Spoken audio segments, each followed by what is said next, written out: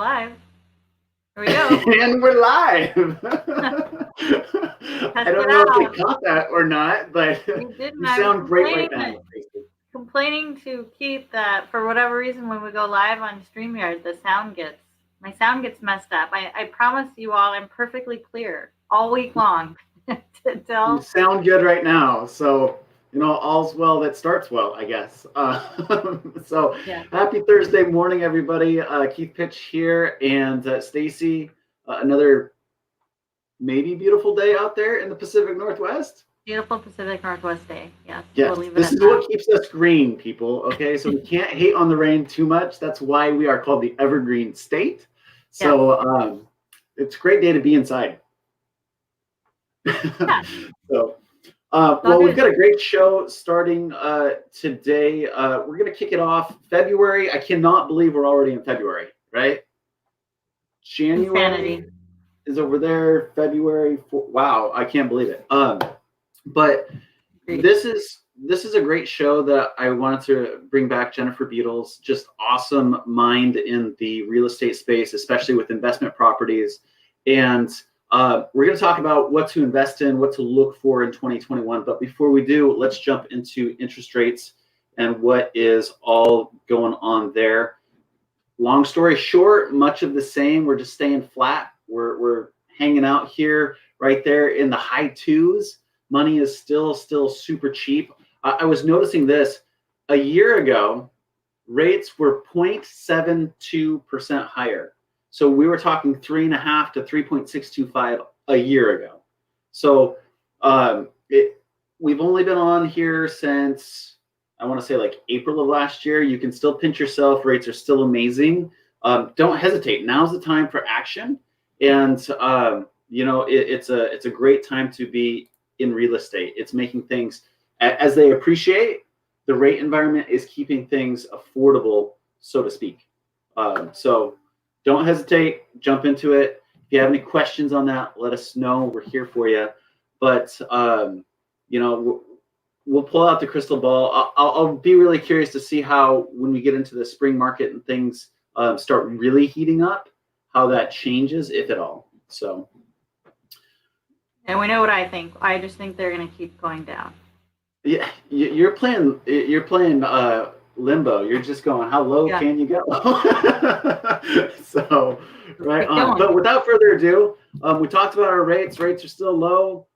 Let's bring in somebody that can help you take advantage of those low rates as far as finding properties and building a real estate portfolio. Jennifer Beedles, what is going on? Hey, Keith and Stacy. Oh, so great to be back with you guys today. Thank you for having me. Yeah, welcome back. I remember when you first came on, I was on an epic road trip myself. We were just talking about your road tripping experience. And I think I was in Sonoma the first time I met you, but now I'm back. Yes, I remember that. That was way back in June of 2020. Way back when. Crazy. Feels like 5 years ago. What's happening? And your company's just rocking it. So tell us give us a little bit of background for those that didn't watch last June of what you do. Sure. Yeah, absolutely. So first and foremost, I'm a real estate investor. And that's really how I got started. I got started investing in the Pacific Northwest area in 2007, which was to some a great time to get started, to some or to others, maybe not the best time to get started. But yeah, I started as an investor. I bought my first house when I was 21 years old and really just fell in love with the process. I liked the opportunities and strategies that real estate investing offered me, as far as like multiple investing strategies, making money from properties through, rental income, appreciation, tax deductions, all the different ways that we get benefits for owning real estate. And then I got my real estate license in 2009. And my niche was focusing with real estate investors. And so I did really everything that I could with investors. I started building houses. So we were building spec houses for sale because that was a really good option at the time. There was a lot of like half-finished projects. I think our first project was a project where there was foundations in the ground. The builder had the permits, but the bank took it back. and basically said, we're holding your construction loan. Foundations were in the ground. So we were able to finish off that project. And that was a really, exciting time, I guess, for real estate investors, because at that time, everything was a great deal. And we started flipping houses. And then I really got into the buy and hold investing side. And that to me was really the best strategy, specifically the BRRRR strategy, right? So buying a property that was in need of work, where you could renovate it, rent it out, refinance it, and get all of your initial or even most of your initial investment back. And then you own a cash flowing rental, right? So you have tenants in there that are paying down the mortgage, the price is appreciating, and your return is infinite, right? Because you've gotten all your initial investment back. And so once I learned about that strategy, it was like my whole world opened up. And so, my husband and I were doing this for ourselves. We were helping other families do this for themselves, and just really kind of fell in love with the investing side of the business. And then I found myself it was about 2016, where the Seattle market had really shifted. And so really difficult to find the deals that made sense. And so here I was as a real estate agent and also an investor myself, that was like, well, I either change my criteria or I seek out other markets. And so what I did is I started seeking out other markets, doing some research on, where are people moving to? Where are the rents increasing? Where are the jobs going even? And how can I take advantage of other markets and also get some location diversification within my portfolio? Because at that time, everything I owned was in Western Washington. And so long story short, I started researching these different markets, finding other investor agents that really just kind of spoke the same language that I did and other investors. And we just kind of started building out these teams. And so that's what we do today. So my company is Agents Invest. We work with investor agents across the country in markets that make sense for buy and hold investments.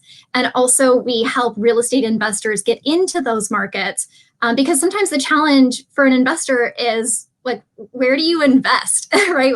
Where do you start? How do you find the right boots on the ground team? Where are areas that make sense that maybe not every other investor is trying to buy in? And so really that's our niche, is identifying those different markets, putting the team in place, and then just connecting the two, helping agents do more business and also helping investors build and scale their portfolio. You mentioned briefly, I think you called it the BRRRR. Can you kind of walk us through a little bit more of what that comment was that you made? Absolutely. So the BRRRR strategy, I think this was coined by Brandon Turner with Bigger Pockets. Prior to Brandon calling it the BRRRR strategy, I think we called it like zero down rental acquisition strategy. But BRRRR really is a lot easier to understand. So BRRRR stands for buy, renovate, rent, and refinance. And so the beauty behind that strategy is if you can find a property that's potentially undervalued, sometimes that can be due to the condition. Sometimes it could just be a really fantastic deal. I mean, I myself have bought properties, even at the foreclosure auction, for example, that did not require any upfront renovation, but it was just undervalued because it was being sold at the foreclosure auction. And so in that example, I think I paid $85,000 for that property, rented it out that weekend for about $1,250. And then immediately, as you guys know, I went for a term refinance, and it appraised for $125,000. Wow. And as you know, so a non-owner occupied single family, you can get up to 80 LTV. So as long as your appraised value is at least 20% more than what you purchased it for, then as the investor, I can get all my initial investment back. So I love that strategy. They're a little bit harder to find right now because it's a little bit more mainstream strategy, and everyone is like looking for opportunities where you can, buy a property, get your initial investment back, and then be left with a cash flowing rental. But yeah, that was really how I got started, and was able to build and scale a portfolio with very little initial investment. So do you do the 3R or the 4R, which the fourth R is the repeat process? Keep doing it. Yes. Well, and the exciting part too, I think that there's also like next level. So next level would be as you had said, Keith, right, is like repeat. But so you could do another, years down the road, you could do another refinance, get additional equity out, and then use that to buy more properties. And so it's kind of fun. So we're kind of in a stage, we've been investing for, 14 years now. That feels like a long time. But we're going back to the properties that we bought maybe 10, 12 years ago that are like maybe at 40, 50 LTV. The rents have up significantly, and we're able to, do a cash out refinance, use some of that equity to then go buy other properties. So it's kind of fun because now it's like our BRRRRs are buying other properties that we're kind of at a stage in our life that we don't want only fixer-uppers. So sometimes we buy fixer-uppers, sometimes we buy stabilized like B-class multifamily. But those initial properties are paying for the new properties. So I could kind of call that playing real life Monopoly. It totally is. Totally. Yeah. So, I want you to speak to, I'm going to ask you a question, and this is one of the key components. We talked a little bit in our mortgage nugget last month about buying second homes and investment properties, and not all agents speak investor, right? So what's the difference between like a residential real estate agent that does that, let me help you buy your primary residence or buy up to the next house, and then an agent that focuses on investment properties? What's that difference? Yeah, so typically to just put it simply, it's typically the valuation of the property. So for example, a residential agent would say, this house is less expensive than the other houses in the neighborhood. It should be a good deal. Whereas an investor agent says, this house has, let's say, 1% rent to ratio, or price to rent ratio, or this house will cash flow, $250 per month, right? Or return you a 10% cash on cash return. So the difference is it doesn't so much matter what the value of the house is for the appraised value. It's mostly related to what can I get the property for? What is my initial investment going to be? And then what is my cash on cash return? So what is that ratio of the price to rent ratio? And it's a little bit different. These tactics that we're talking about, these strategies, they're typically not taught at the brokerage level.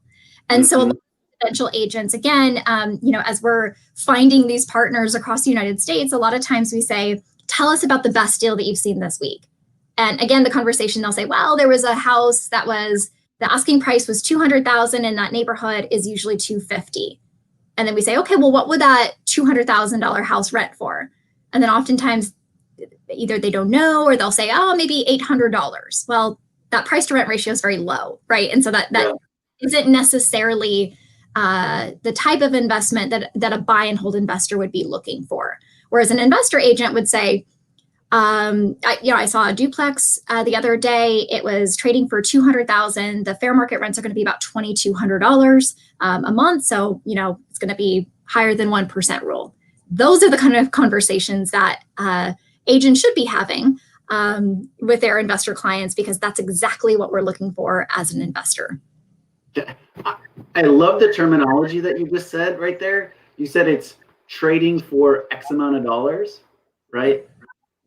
That's a mindset shift, right? We think of purchase price. Oh, the price is X. No, it's an investment, right? So it's trading for that. That is a very key terminology change. Wow.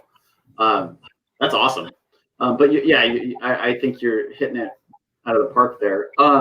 Tell me this. People that want to get into investors, I talk to people about that next step, becoming from just a regular, I own my house, to investor. But with COVID, they're like, I don't think now's the time to invest because I can't evict a tenant. I can't do this. It's really hard for landlords. What's the perception right now now that we're almost a whole year into lockdowns? How has that impacted the investor world? Yeah, I think that there were, a lot of initial fears when this all happened, and myself included. The first, I would say kind of in March, it was like, well, what's going to happen, right? They started putting out a lot of eviction moratoriums, and I think in the state of Washington, they said that you could not increase rents So we actually had some scheduled rent increases that, were canceled.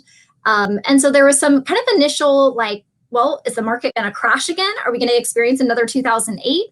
What's going to happen? So there was a lot of, I almost want to say there was like a stalemate in the springtime of last year. That was like, what do we do? And it was interesting. I had a lot of conversations even with our clients who were under contract on properties saying, Jennifer, should I bail? Should I get out of this contract? And so, there were some tough decisions made back then. And actually it was really interesting. I kind of gave a lot of advice related to, as investors, we need to be able to make sound decisions no matter what is happening in the market. It is not necessarily based on, like, we need to kind of separate ourselves from, the media messages out there and really think about this from a long-term standpoint. Is we have the information that we have today. Where do we think this market's going? Where do we think, the job opportunities are going in this area? And most of the clients decided to actually stick with their deals. And then today they were saying, I'm so glad that I bought that property because, closing on that property in, let's say spring or summer of last year has now increased in value in some cases by 24%, right? Wow. So that was kind of last year. Now what's happening right now, it's really interesting. There's a lot of liquidity in the market. And so a lot of people are coming to us saying, I have X amount in the bank. I'm not trusting the stock market right now. I really want to get into real estate because it's a real physical asset, right? And so there's a lot of investors actually getting into real estate and potentially driving up the prices in some markets. So we're finding ourselves having to, really kind of pay attention and in some cases kind of search for other markets that make sense, that aren't, on every investor's list right now, isn't necessarily flooded with other investors. But there's a lot of people, again, wanting to get into real estate. Keith and Stacy, you both started with the interest rate outlook, which is fantastic. And that's, I wouldn't say invest in real estate because the interest rates are really low, but that's an added benefit for anyone that's right. Again, in the 14 years that I've been doing this, I've never seen interest rates this low. I never thought, I think for me, I remember them being at their lowest point maybe in 2012. And I thought that we would never get back to that point. And here we are, nine years later, right? So with cost of funds being so cheap, and the mortgage is typically your largest expense you have in the whole cash flow game. Oh my gosh, what a gift! Yeah. Though to your point, there are some tactics that investors can implement right now to protect themselves. So Keith, you and I were talking about, I was under contract a couple months ago on this 6 unit, and 3 out of the 6 units were not paying or were delinquent.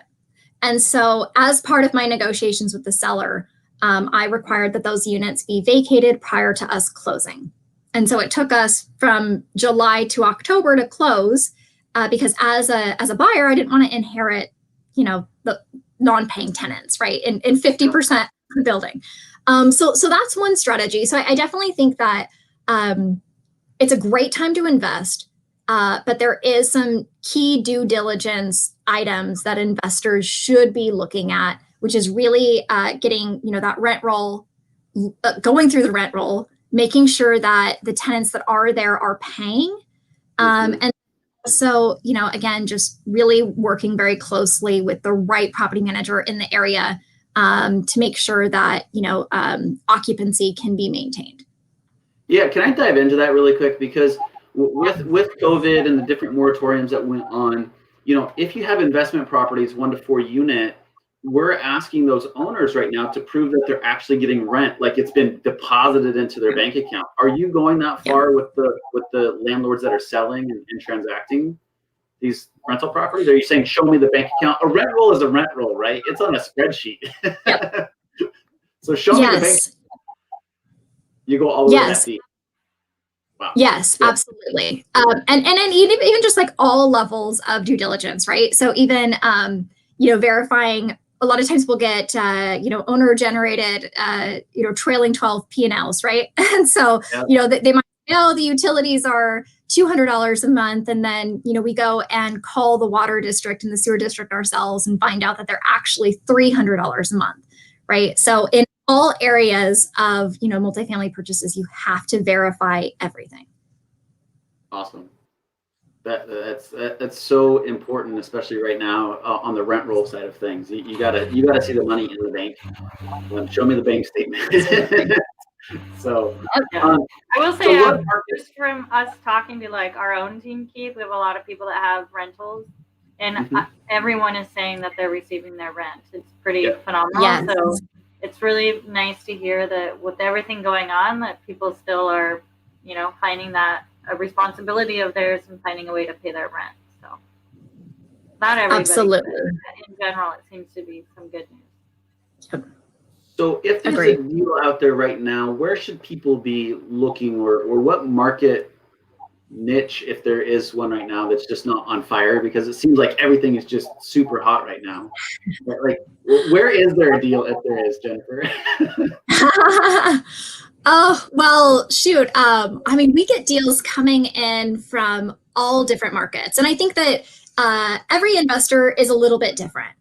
So for me, where I'm at my stage of being an investor, 14 years in, I'm looking for more stabilized B-class assets, right? So properties that, are maybe built 80s or newer, in markets where rents are increasing, where there's, job growth, population growth. So that's kind of, where I'm looking, right? I love the state of Tennessee. U-Haul just put out their annual migration report, and the state of Tennessee actually took the #1 spot. I know Arizona was up there, Ohio, Florida, and Texas. So those were the top 5 states that people were moving to, at least according to U-Haul. There was an annual U-Haul report showing. No, I saw the look on your face when Jennifer said it. There's another report for us to start. We can do the U-Haul check-in. I will be going to uhaul.com after this right now. Yeah, good to know though. Tennessee, Arizona, those are, I would guess Arizona for sure. Yeah, so I think here it seems like Montana. Yes. Yeah. And I think, secondary and tertiary markets are performing really well right now. I think, just needs have changed, right, of people. Now that the work from home is probably going to be around for the foreseeable future. People want more space. They're moving out to the suburbs. They're leaving the cities. And it's really interesting because that has actually been our model, is to, I like to invest maybe within a 45-minute radius of larger cities. And so I have, 2 apartments in this or I shouldn't say little because it's not little, but in this city called Clarksville, Tennessee. And it's experienced like 54% growth, population growth between 2000 and 2017. Just to give you some data there, rents have increased year over year, right? So all throughout COVID, from January 2020 to January 2021 have increased 24%. So this is a market we identified about 18, 19 months ago. And it's a little fun, because investors kind of say, I've never heard of this tiny little market. Isn't that risky to get into some of these markets that you've never heard of? Well, if you can get in before other investors, then that's the opportunity. And so, again, I've enjoyed, appreciation. I've enjoyed rent appreciation. 24% year over year is fantastic. And again, so I like to target, about 45-minute radius outside of larger cities. One, because the properties are just going to be more affordable, and people are moving out to the suburbs. So I think my advice would be follow the trends, and pick markets that meet your criteria. So again, I want double-digit cash-on-cash returns with a value-add strategy. So I look specifically for those kind of properties in these markets. And if you want to know what cash-on-cash value-add strategies are, call Jennifer. So what do you need, Jennifer, for your, like, if people are interested and they want to reach out to you, like, is there a investment minimum? Like, you only take on people that have $500K to invest? You take on people just wanting, you know, they have 10% down and they want to figure out how to buy their first house? Where do you land with your group? Yeah. So I really appreciate that question. And I think that maybe that's a misconception that you have to have a lot of money to invest. And really, that's not true. So I would say, like, the number one place to start for anyone should be a house hack, right? So like, if I can give like one best advice, would be everyone should buy at least a duplex, triplex, or if you're really into it, a fourplex. Live in one unit, have all the tenants pay your mortgage for you, live there for 1 year, and then you can move out, and then you have a fourplex, right? For 3.5% down, or if you're VA, 0 down, right? I mean, there's so many great options there. But if you already own a house or you're not willing to house hack, there's a lot of other options. Like we also do a lot of business in the Milwaukee market. That is much more of a cash flow market. I tell investors you are not going to get appreciation. Well, maybe you'll get appreciation, but do not plan for appreciation. But you can get double-digit returns in Milwaukee. And I mean, shoot, we have properties that might require $15,000 down. I wouldn't advise, if you have $15,000, to spend $15,000 on a property, right? I mean, you have to have reserves, and you need to have, other, savings, right, to get into real estate. But that's a really great, I think, low risk investment for somebody who's just getting started, that maybe is already house hacking or wouldn't be a match for a house hack.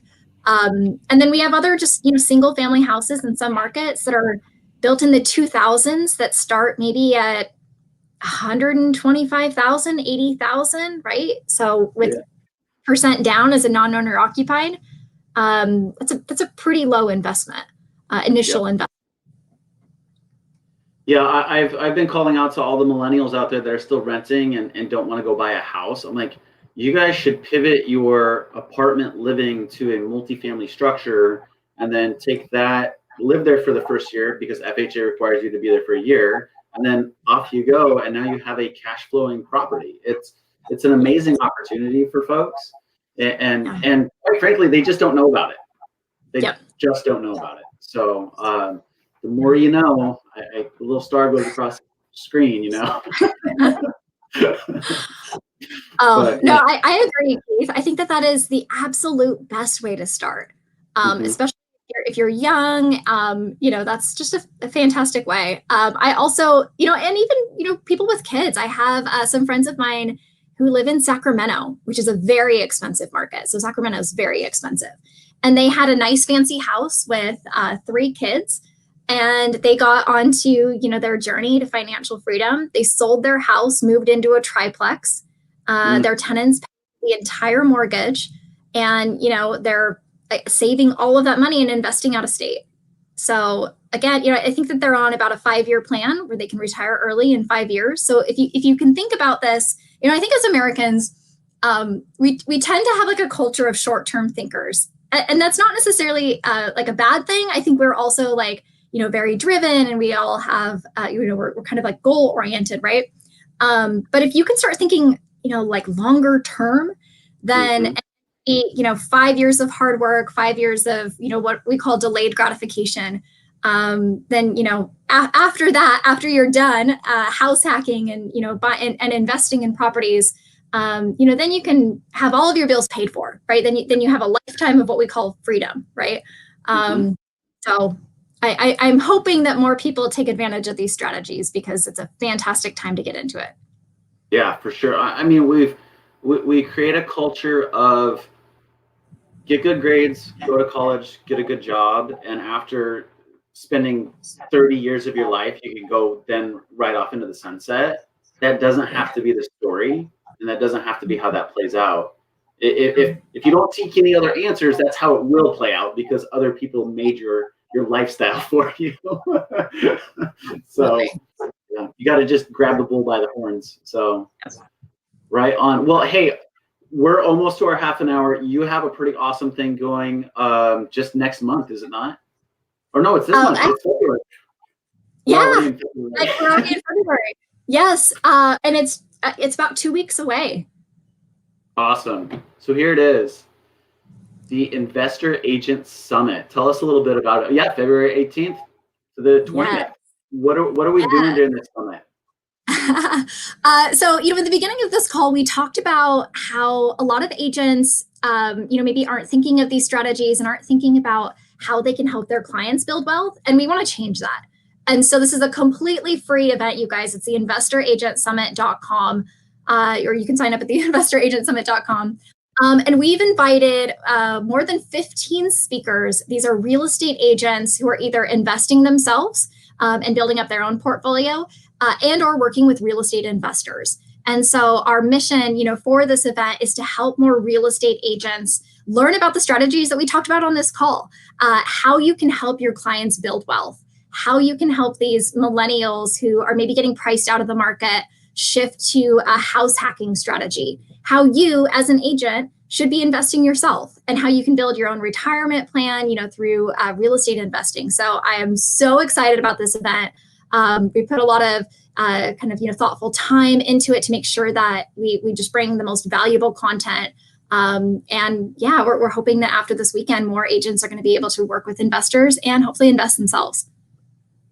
That is awesome. I put the link in the comment bar. So if anybody wants to join, by all means, I'm going to throw it up there. There it is, investoragentsummit.com.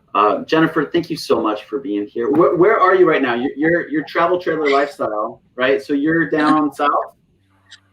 Yes. We escaped the Seattle winter, the cold, rainy rain for weeks. And so currently we are in Austin, Texas, and it's 80 degrees out and just beautiful weather. So we're we're super excited to be south this year. Fun to watch your journey. Hey, there you go. If you want to see it, it's right there. It's gray, it's wet, it's rainy. So I think it's a balmy 41 degrees right now. So yeah, it's still here. Whenever you're ready to come back, it's here. Yeah. So, well, thank you so much. And we'll definitely, if anybody wants to join the summit, by all means do. And we will definitely have you back and look forward to catching up with you down the road, Jennifer. Amazing. Sounds good. Thank you so much, guys. Take care. Well, there you go. 2020 is going to be another great year to invest. And thanks all for tuning in, and we'll catch you next week, 10 o'clock.